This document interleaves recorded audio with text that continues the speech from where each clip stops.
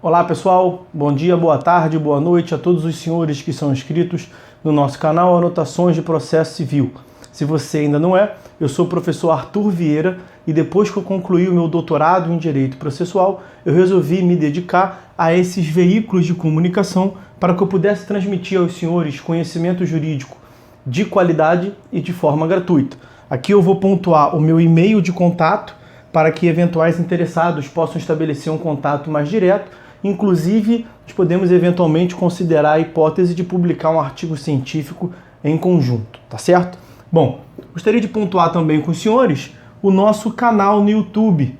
Se você ainda não é inscrito, basta clicar no ícone do livro que fica no canto inferior do vídeo para que você se inscreva. Sugiro também que você clique no ícone do sininho para que você possa ativar as notificações dos vídeos que são constantemente disponibilizados por aqui.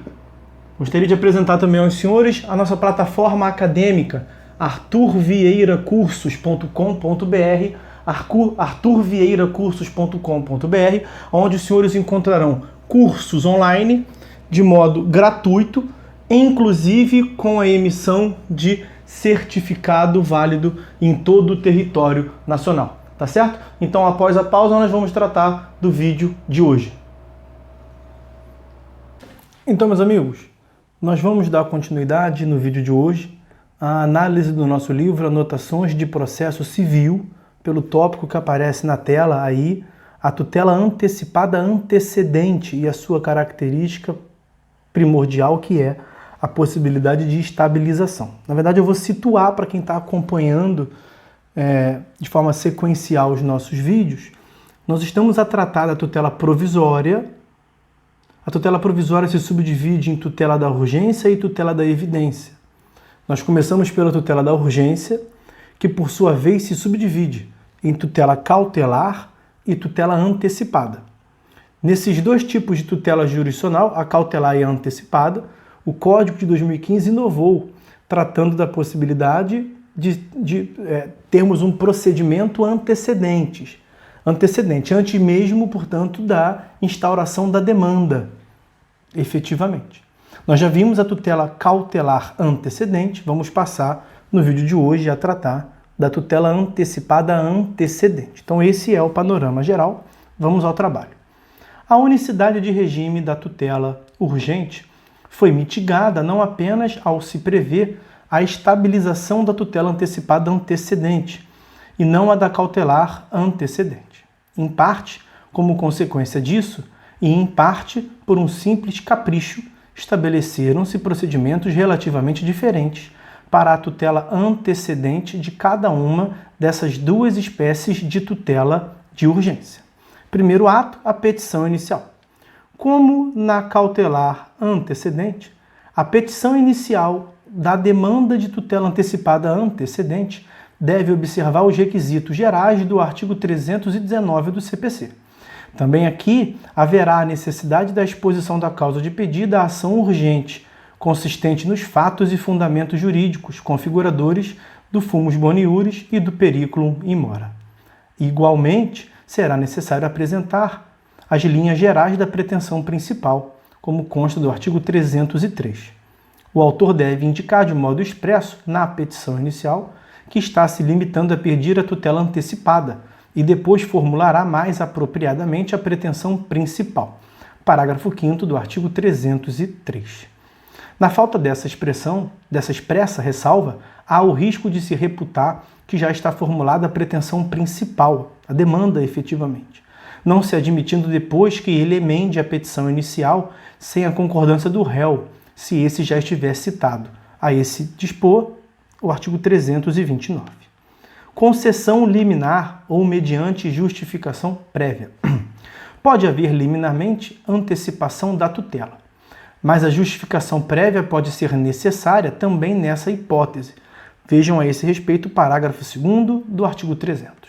Sendo indeferida a antecipação de tutela, nesse momento, o autor terá prazo de 5 dias para emendar a petição inicial, formulando a pretensão principal.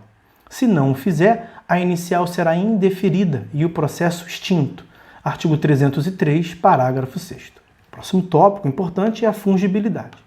Na disciplina da tutela antecipada antecedente, não há disposição similar àquela do artigo 305, parágrafo único, próprio da tutela cautelar antecedente. De qualquer modo, impõe-se aqui a mesma solução, não tanto pela aplicação analógica ou extensiva daquela regra, mas em atenção aos princípios da razoabilidade e da instrumentalidade das formas. Assim, se o juiz reputar que o pedido feito é de tutela cautelar, cabe-lhe determinar que a ação se processe pelas regras do artigo 305. Também nesse caso, é pouco provável que a inicial precise de alguma emenda. Mas, se for mesmo necessária, caberá ao juiz dar essa oportunidade ao autor, nos termos do artigo 321, sem que isso seja um impedimento à pronta concessão da tutela urgente, se presente seus requisitos. Citação do réu e prazo para o oferecimento da defesa. O réu será citado e, em regra, também já intimado da decisão concessiva da tutela antecipada e para participar da audiência de conciliação ou de mediação. Não há oportunidade de contestação específica do pedido de tutela antecipada, diferentemente do que ocorre no caso da tutela cautelar antecedente.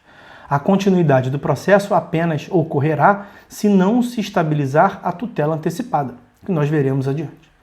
Prosseguindo o processo, a audiência apenas não ocorrerá se a causa não comportar autocomposição ou se ambas as partes e todos os litisconsortes expressamente manifestarem desinteresse na autocomposição, como consta lá do artigo 334, parágrafo 4º, incisos 1º e 2º.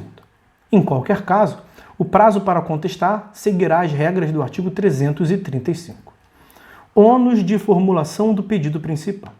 Deferida a tutela antecipada antecedente, o autor, a princípio, tem, tal como na cautelar antecedente, o ônus de formular a demanda principal, inciso 1º do parágrafo 1º do artigo 303. O Código refere-se a essa hipótese como sendo de aditamento da inicial. No entanto, e a rigor, trata-se de formular propriamente o pedido atinente à tutela principal. Antes, pediu-se apenas a proteção urgente antecipatória. A situação é basicamente a mesma que se tem na tutela cautelar antecedente, mas há diferenças em relação àquela hipótese da cautelar antecedente. Primeira diferença, prazo. É de 15 dias ou outro maior que o juiz vier a fixar no caso concreto. Termo inicial. Conta-se o prazo da intimação da decisão de deferimento da medida urgente, parágrafo 1º do artigo 303, e não da sua efetivação, como lá na cautelar. Terceira diferença. Possível eliminação do ônus. Se o prazo para a formulação do pedido principal encerra-se depois do prazo para o réu recorrer da decisão concessiva da antecipação, e esse recurso não é interposto, como nós veremos, estabiliza-se a tutela antecipada. O processo extingue-se e o autor não precisa mais formular o pedido de tutela principal, como se vê do artigo 304. Processamento do pedido principal. O aditamento, formulação do pedido de tutela final, ocorre no processo já em curso. Dá-se nos mesmos autos e não gera incidência de novas custas. Parágrafo 3º do artigo 303. Quando não se estabilizar a tutela antecipada, uma vez formulado o pedido de tutela final pelo autor, prosseguir-se-á, em princípio, pelo procedimento comum. E agora, vamos tratar da estabilização da tutela antecipada. Se o réu não interpuser recurso contra a decisão que, em primeiro grau, concede a tutela antecipada antecedente, essa estabilizar-se-á. O processo, uma vez efetivada integralmente a medida, será extinto. Todavia, a providência urgente manterá sua eficácia por tempo indeterminado. Sua extinção dependerá de uma decisão de mérito e uma nova ação que a reveja, reforme ou invalide. Veja a esse respeito o caput do artigo 304 e seus parágrafos 1º e 3º. Exemplificando. Imagina que concede-se uma tutela antecipada antecedente, determinando-se prestação pecuniária mensal de natureza alimentar, e o réu não recorre do provimento antecipatório. Sem que haja nenhuma declaração da existência do direito aos alimentos, a ordem de pagamento das prestações periódicas permanecerá em vigor por tempo indeterminado. Para eximir-se do cumprimento de tal comando, o réu terá o ônus de promover ação de cognição exauriente e nela obter o reconhecimento da existência do dever de prestar alimentos. Apenas a tutela antecipada antecedente é apta a estabilizar-se. Isso não ocorre com a cautelar, por exemplo. Se, por exemplo, o autor desde logo formula o pedido de tutela final e requer já na inicial, incidentalmente, a antecipação de tutela, e essa é concedida, se não houver recurso, a tutela antecipada não se estabilizará. Ela continuará sendo provisória. Técnica monitória. A técnica nela empregada, da estabilização, é a mesma que se adota na estabilização da tutela antecipada. Assim, pode-se aludir à técnica monitória. A técnica monitória consiste na rápida viabilização de resultados práticos, sem a produção de coisa julgada material, nos casos em que, cumulativamente, em primeiro lugar, há concreta e marcante possibilidade de existência do direito do autor, aferida mediante cognição sumária, e, em segundo lugar, há inércia do réu. Então, transfere-se ao réu o ônus da instauração do processo de cognição exauriente. É o que ocorre na ação monitória. É também precisamente o que se dá na estabilização da tutela antecipada. A ação monitória é um procedimento especial que nós trataremos em outra seara, está previsto lá nos artigos 700, 701 e 702. Limites à estabilização. Há óbices gerais, sistemáticos, que impedem a incidência do mecanismo da estabilização a todo e qualquer tipo de conflito. Quando menos, devem surgir dúvidas e controvérsias quanto à aplicabilidade da estabilização em determinadas hipóteses. Pode antever-se exemplificativamente algumas dessas situações, tomando-se em conta, inclusive, as disputas que se estabeleceram relativamente à atual ação monitória. Primeira controvérsia que pode surgir: quando o réu do processo urgente preparatório for citado por edital ou hora certa, modalidades, portanto, de citação ficta. Não se poderá imputar a consequência da estabilização em caso de não comparecimento do réu ao processo. Haverá de lhe ser designado um curador especial, que não apenas está autorizado, mas terá o dever funcional de adotar as medidas cabíveis em defesa do réu, inclusive impugnar a medida urgente. A mesma constatação será aplicável aos casos em que o réu for incapaz, sem representante legal, ou com interesses colidentes com o do representante, ou estiver preso, a dispor do que consta dos incisos 1º e 2º do artigo 72. Segunda hipótese: causas que envolvam direitos indisponíveis. A técnica monitória tem por função estabilizar a produção de resultados concretos, em prol do autor naqueles casos em que o réu, podendo dispor de seu direito de defesa, abre mão de impugnar a medida concedida. Há íntima relação entre o mecanismo monitório e o princípio da disponibilidade. E esse pressuposto de disponibilidade da defesa não está presente quando o objeto do litígio é um direito propriamente indisponível. Por exemplo, seria apta a estabilizar-se uma medida de antecipação de tutela de exoneração de alimentos concedida em caráter antecedente? Terceira hipótese: processos urgentes, preparatórios em face da Fazenda Pública. A questão sobre o cabimento de tal mecanismo em face da Fazenda Pública já se pôs no âmbito da ação monitória. O Superior Tribunal de Justiça, STJ, editou o enunciado de número 339 de sua súmula, no sentido de que é cabível a ação monitória contra a Fazenda Pública. A súmula ainda não resolvia definitivamente a questão, pois, entre os precedentes que a formaram, alguns afirmavam peremptoriamente a incidência do efeito principal da ação monitória, formação imediata de título executivo judicial, em caso de ausência de embargos ao mandato, ao passo que outros admitiam formalmente a ação monitória contra a Fazenda Pública, mas adicionando ao menos em tese a necessidade de observância de mecanismos incidentes no processo comum de conhecimento, notadamente o reexame necessário, o que eliminaria o efeito principal monitório. O CPC de 2015 disciplinou o tema expressamente no âmbito da ação monitória. Adotou a segunda orientação, que dizima o efeito principal monitório.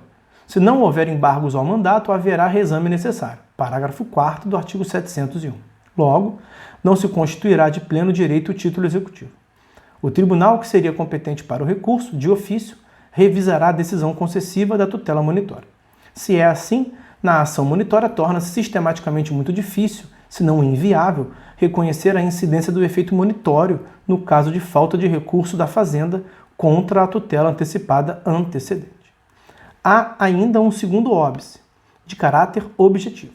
Se a posição jurídico-material atingida pela tutela antecipada tem caráter indisponível, não parece possível que ela possa ser neutralizada por tempo indeterminado e talvez definitivamente pelo fenômeno da estabilização. Imagine-se o caso em que se obtém tutela antecipada antecedente para sustar os efeitos do ato de exoneração de um servidor, por falta grave.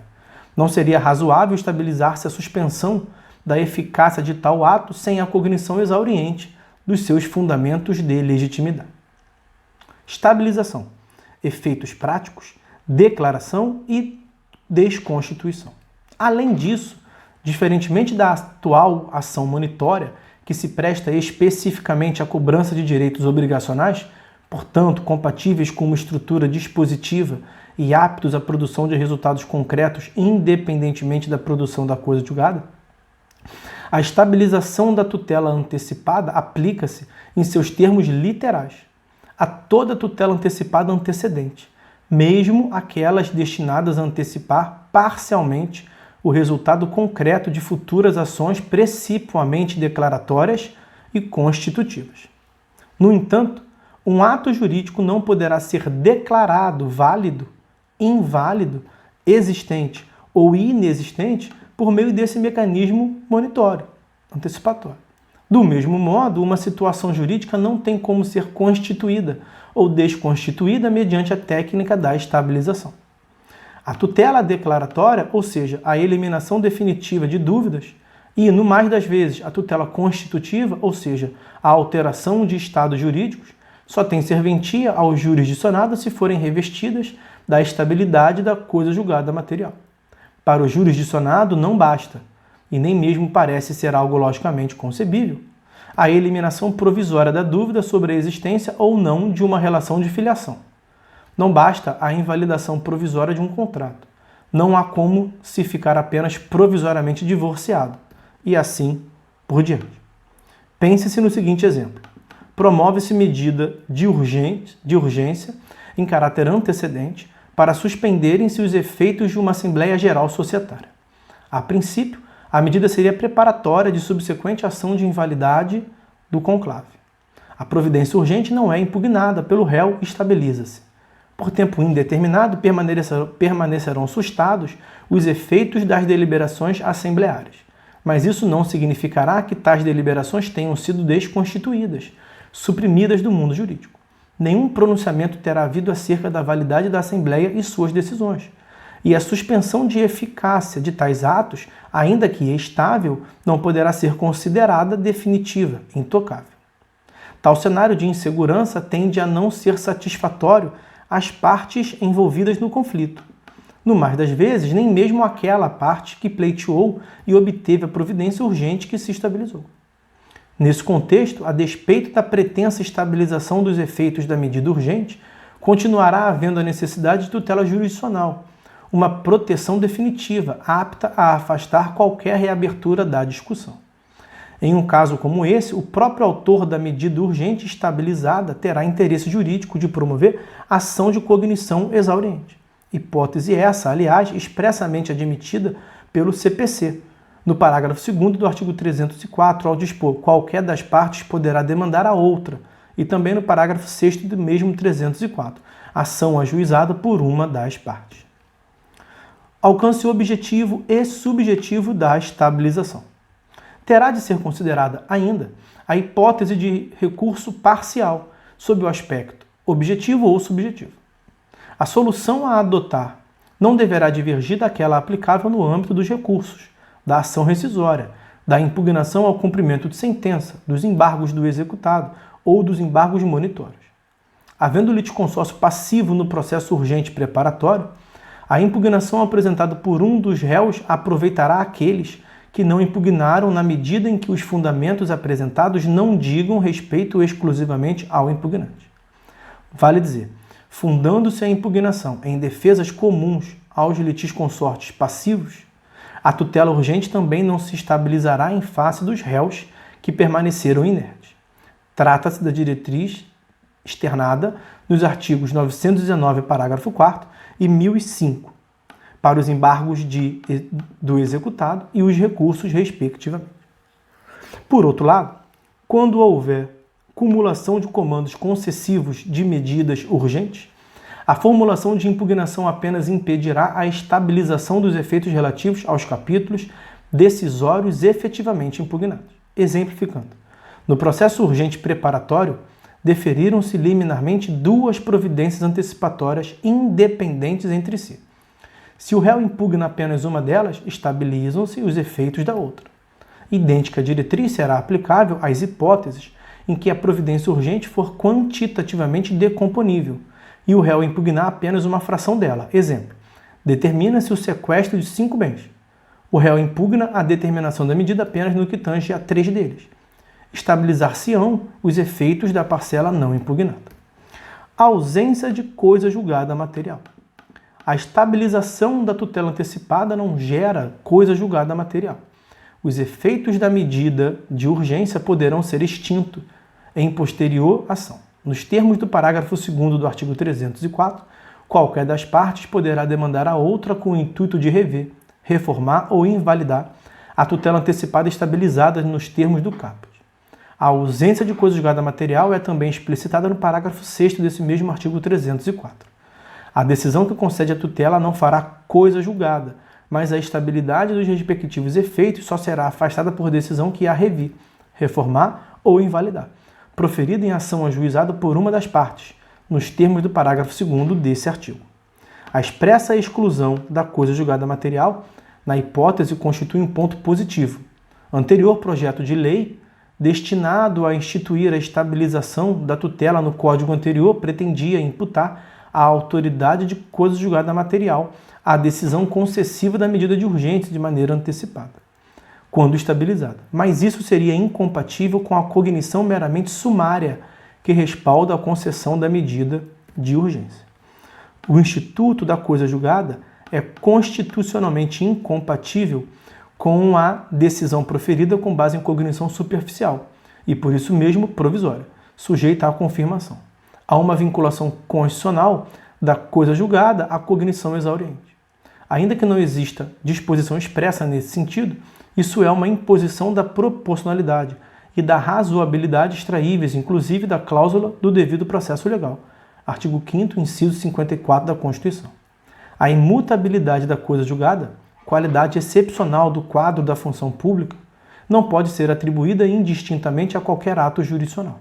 O que confere idoneidade para o ato ficar imune à revisão não é só a circunstância dele ter sido procedido da oportunidade de manifestação das partes, mas, sobretudo, a profundidade da cognição que se pôde desenvolver. A emissão de decisões apartadas, amparadas em cognição sumária, superficial, não é em si mesma incompatível com as garantias do processo. Renuncia-se a uma investigação mais completa e aprofundada das questões relevantes para a solução do conflito em troca de uma decisão célere. Mas se paga um preço pelo emprego da cognição superficial. Uma contrapartida razoável consiste na impossibilidade de que a decisão adquira o mesmo grau de estabilidade atribuível ao resultado da cognição exauriente. Adota-se solução de compromisso, sacrifica-se a profundidade e se produz um pronunciamento urgente e apto a gerar os resultados concretos desejados, mas que não constitui decisão definitiva. O Código está em consonância com essa ordem de ideias. Ação de revisão e outras ações de cognição exauriente, legitimidade e interesse.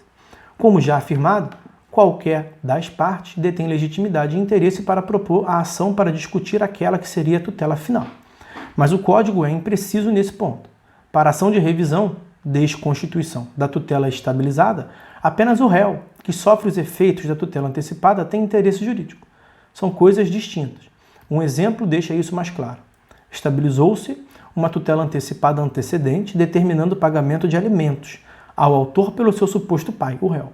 A estabilização, já se viu, atinge apenas a tutela de repercussão prática, consistente na determinação de pagamento de alimentos. Não há comando judicial afirmando a existência da relação de filiação. De modo que, da tutela estabilizada, o autor não retira nenhum outro efeito além da ordem de pagar alimentos. Nenhuma outra consequência da relação de filiação foi-lhe atribuída, por exemplo, direito sucessório, direito ao nome, etc. Ambas as partes tem interesse jurídico para promover ação versando sobre aquele que seria o objeto da tutela final, a existência ou inexistência da relação de filiação. É nesse sentido que deve ser compreendido e interpretado o parágrafo 2º do artigo 304, no ponto em que prevê que qualquer das partes pode promover a ação de cognição exauriente. Mas, para uma ação de revisão da ordem de pagar alimentos, o autor do anterior pedido de tutela antecipada não tem interesse de agir. A ninguém é dado pretender providência judicial contrária à sua própria esfera jurídica. Além disso, se o autor pretende abdicar dos alimentos, basta renunciar a eles. Isso será suficiente para extinguir a eficácia do comando impositivo dos alimentos. Então, apenas o réu tem interesse jurídico para pedir a revisão da tutela estabilizada. Prazo decadencial da ação de revisão. A diferenciação destacada no tópico anterior é relevante também para a questão do prazo para a propositura da demanda. O parágrafo 5º do artigo 304 estabelece prazo de 2 anos para o ajuizamento de ação de revisão da tutela estabilizada. O prazo é computado a partir da data da ciência, pela parte da extinção do processo gerada pela estabilização da tutela antecipada, provisória. Trata-se de prazo decadencial, pois limita temporalmente o exercício de um direito potestativo, o direito de desconstituir a tutela que se estabilizou. Mas esse prazo aplica-se especificamente à ação de revisão, desconstituição da tutela estabilizada. Já a ação destinada à discussão do mérito da pretensão principal não se submete àquele prazo.